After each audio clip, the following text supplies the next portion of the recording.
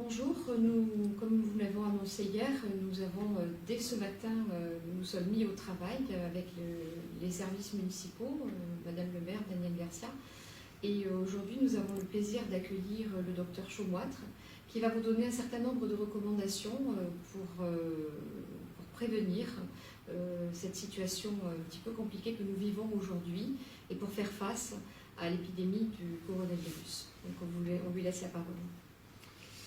Bonjour tout le monde, je venais en fait à vous pour vous expliquer un petit peu des mesures très simples pour essayer de réduire au maximum les risques liés à l'épidémie en cours. Comme vous le savez, cette épidémie commence à devenir de plus en plus intense au niveau du pays français. Elle n'est quand même pas encore homogène. On a quand même une situation qui est plus importante dans les parties centrales, enfin Île-de-France et le Grand Est de la France, mais a priori elle commence à descendre un petit peu sur le sud. Les hôpitaux marseillais de la région se sont préparés. Nous avons libéré bon nombre de lits et le but aujourd'hui de cette petite conférence vidéo, c'est de vous donner des conseils de prudence qui sont très simples à appliquer et qui permettront, j'espère, de réduire le nombre de personnes ayant des cas sévères de la pathologie.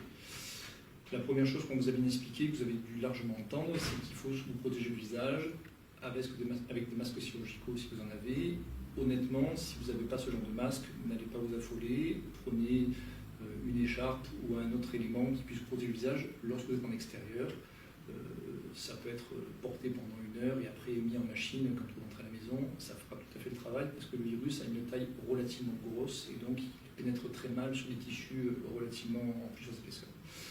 La deuxième chose qui est quand même très importante, certains l'ont entendu, mais c'est vraiment un élément qui est majeur, c'est que c'est un virus qui a tendance à proliférer de façon plus importante s'il y a une prise de traitement anti-inflammatoire. Traitement anti-inflammatoire, cela comprend en premier lieu, et ça c'est très connu, c'est l'ibuprofène, donc tout ce qui est équivalent Advil ou autre molécule équivalente. L'autre molécule aussi à éviter, c'est les corticoïdes, y compris les corticoïdes nasaux. Donc si jamais vous avez une thérapeutique nécessaire par rapport à la période allergique actuelle à base de corticoïdes nasaux, vous avez tout intérêt à supprimer ces médicaments-là et à passer sur des traitements beaucoup plus classiques et naturels à base d'eau de mer par exemple. Dernier élément important, certains d'entre vous ont des traitements de fond qui peuvent éventuellement être adaptés, si tant est qu'il y en ait besoin. N'hésitez pas à vous rapprocher éventuellement de vos spécialistes. Beaucoup de spécialistes vont assurer des dispositions téléphoniques pour pouvoir répondre aux questions des patients. Donc n'hésitez pas en fonction de vos traitements, si vous avez un traitement de fond avec des traitements cardiologiques ou rhumatologiques ou d'autres traitements, en cas de doute, n'hésitez pas éventuellement à contacter vos professionnels qui pourront vous rassurer ou vous expliquer un petit peu les médicaments nécessaires ou peut-être éventuellement pouvant être éliminés pendant les semaines à venir. Les infirmiers sont aussi relativement formés à l'élément, vous pouvez leur poser des questions si l'accès à vos médecins sont un peu difficile.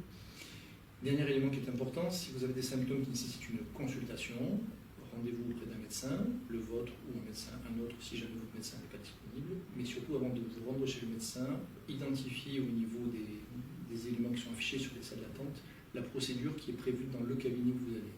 Chaque cabinet s'est organisé pour essayer d'être le plus efficace d'un point de vue risque épidémique. Donc vous avez constaté que pour certains cabinets, on vous conseille de se présenter et après derrière de se remettre en repli hors du cabinet parce que le temps est relativement clément. D'autres cabinets vont vous conseiller éventuellement de venir sur des plages horaires bien particulières, etc., etc. Respectez les demandes des professionnels de santé. Cela permettra d'éviter, on va dire, des contaminations et d'autres patients et des professionnels de santé qui sont là pour vous soigner. Dernière chose qui me semble importante, beaucoup de personnes ont des pharmacies à domicile qui sont très chargées, avec une automédication qui peut être relativement néfaste. Si jamais vous considérez que vos proches peuvent être tentés de s'automédiquer peut-être de façon inadaptée, prenez la main, n'hésitez pas à les appeler ou éventuellement à vous rendre chez eux si jamais vous êtes en nécessité par rapport à un problème de dépendance et éliminez dans les pharmacies des personnes les médicaments qui sont donc néfastes pour ces gens-là. Laissez-leur uniquement des thérapeutiques obligatoires pour eux et des traitements symptomatiques. Donc tout ce qui est à base de paracétamol et des traitements éventuellement pour des petits symptômes digestifs, puisqu'a priori on peut avoir quelques petits symptômes digestifs, mais restez-en à des traitements extrêmement simples. Tout ce qui est automédication est potentiellement néfaste. Je vous remercie. Voilà, nous vous remercions de ces précieux conseils. Peut-être une dernière chose que nous pourrons rajouter, c'est que nous sommes en train de travailler avec les pharmacies pour les aider à accompagner les personnes dans les ordonnances et on vous tiendra au courant demain de la suite du travail que nous avons entrepris ce matin.